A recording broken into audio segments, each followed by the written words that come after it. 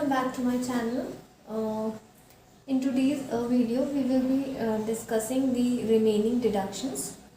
So the first deduction we will be discussing is section 80E, which is in respect of the interest paid on loan for the education of education हो सकती है आपकी खुद की education, spouse या फिर children के लिए आपने अगर लोन लिया है तो उस केस में जो भी इंटरेस्ट आप पे करोगे that you can claim as deduction under section 80E.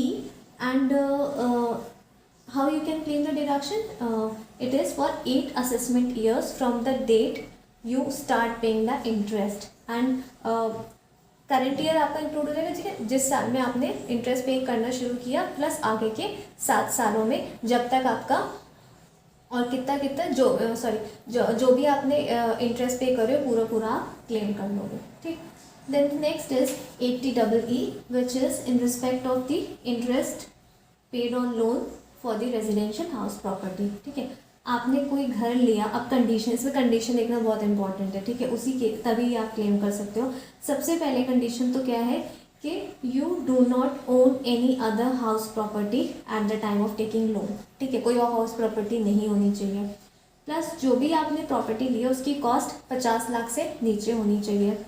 Loan कितना? 35 लाख तक ही, ठीक है.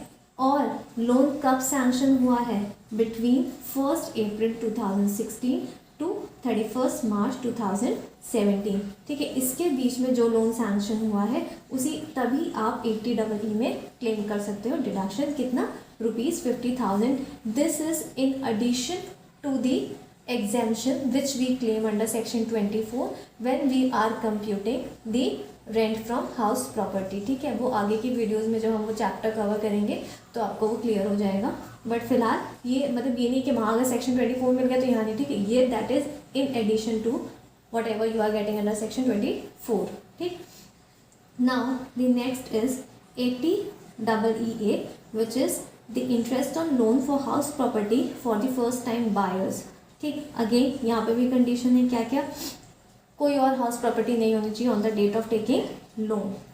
Stamp duty value of the property is less than 45 lakhs and the loan is sanctioned between 1st April 2019 to 31st March 2022, ठीक है.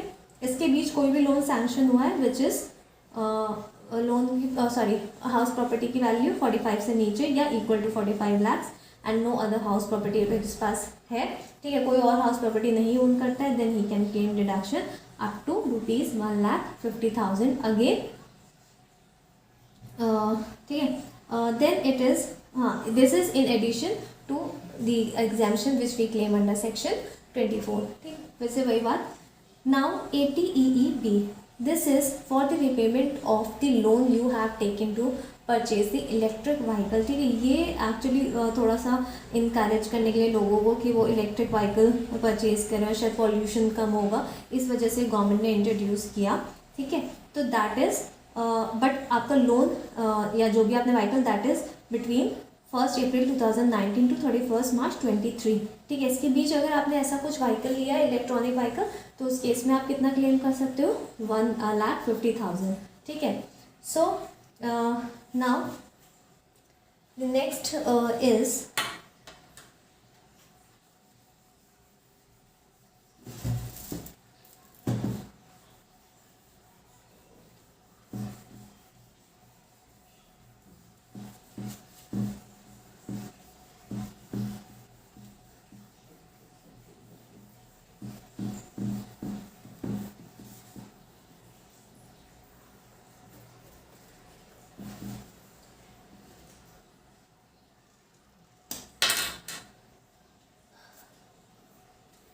now the next section is 80RRB which is royalty on patents, ठीक है. किनको मिलेगा? Any resident of India and he should be a patentee also, ठीक है. तभी तो वो रॉयल्टी ऑन पेटेंट क्लेम कर सकता है, ठीक है. तो पेटेंटी होना चाहिए, रेजिडेंट ऑफ इंडिया होना चाहिए for patent registered, this is very important to be noted, registered on or after 1st April 2003, ठीक है। इनके बाद जो भी पेटेंट रजिस्टर हुए इस केस में resident of India and a patentee can claim the deduction under section 80 RRB and the limit is 10% of the royalty or rupees 3 lakh whichever is less। अच्छा, हमेशा एक चीज़ याद रखना कि जिसमें आपको बेनिफिट हो रहा होगा वो हमेशा लेस वाला ही चलेगा। तो जब भी कोई दो अमाउंट होगी, अगर आपको कन्फ्यूजन हो रहा है कि मोर वाला होना चाहिए लेस वाला, तो आंख बंद करके लेस वाले पे ही करना, ठीक है। Next is QQB।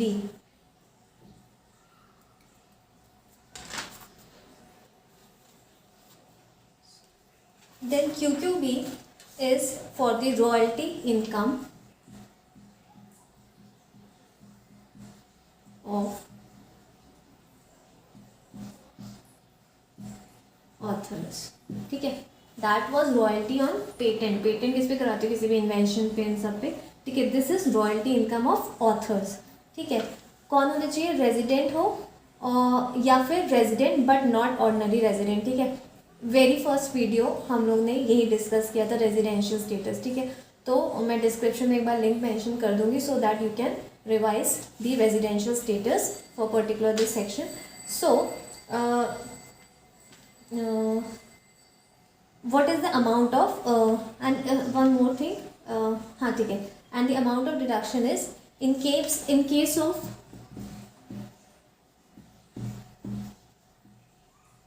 lump sum amount, कितना? होल अमाउंट जो भी आपको मिल रहा है, subject to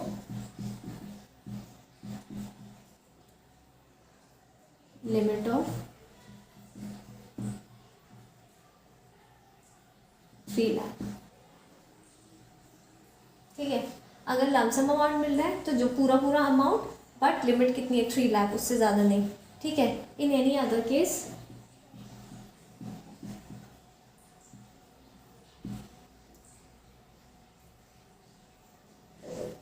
total amount subject to 15% of value of books sold during previous year, ठीक है। प्रीवियस ईयर में जब आप सोल्ड करोगे तभी तो असेसमेंट ईयर में क्लेम करोगे, है ना। ये भी फर्स्ट वीडियो में हम लोग ने डिस्कस किया है, ठीक है। तो QQB कहता है royalty income of authors. Authors कौन? जो भाई बुक्स लिख रहे हैं, ठीक है। रेजिडेंट हो या resident but not ordinary resident, ठीक है। कितना क्लेम कर सकते हैं? In case he is receiving a lump sum amount, तो the whole amount but subject to the limit of ₹3 lakh, and in any other case the total amount but subject to a limit of 50% of the value of books sold during the previous year, ठीक। now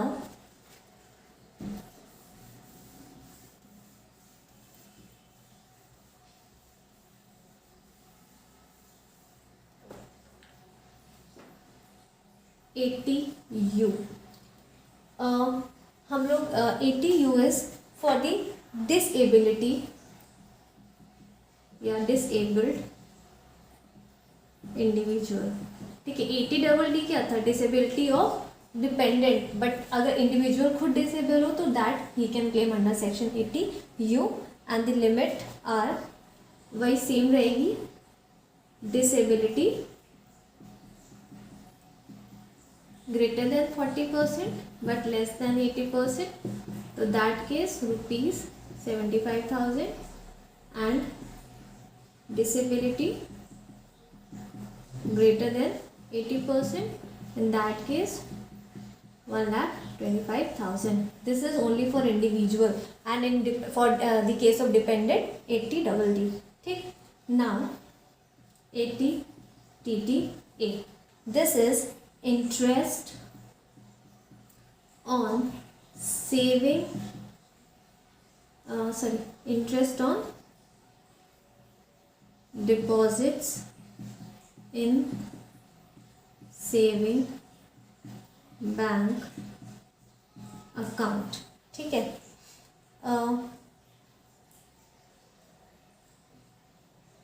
this is for individual और HUF. ठीक. कितना? 10,000 और amount of interest received whichever less. हमेशा less ही वाला रहेगा, है ना. तो अगर इंडिविजुअल HUF को इंटरेस्ट मिलता है on deposits made in the saving bank account और post office,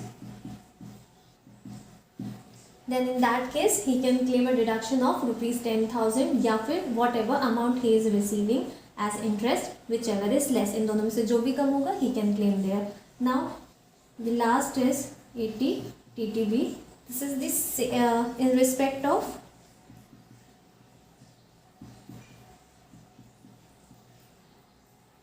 interest from deposits held by senior citizen with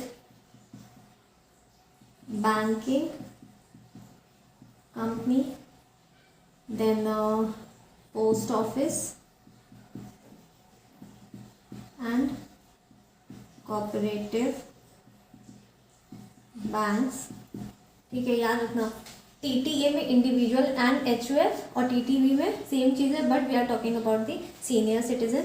then the limit is 50,000. ठीक है. इसमें था 10,000 या फिर amount of interest he is receiving whichever less, and in this limit is ₹50,000. ठीक है. तो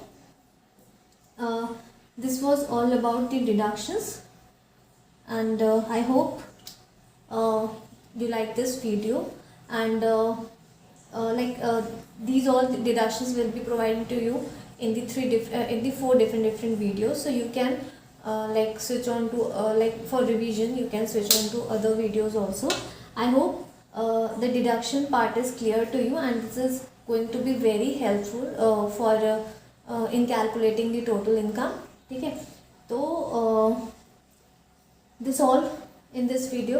I hope you have learned a bit in this video. Do like, share and subscribe to my channel. Till then, take care.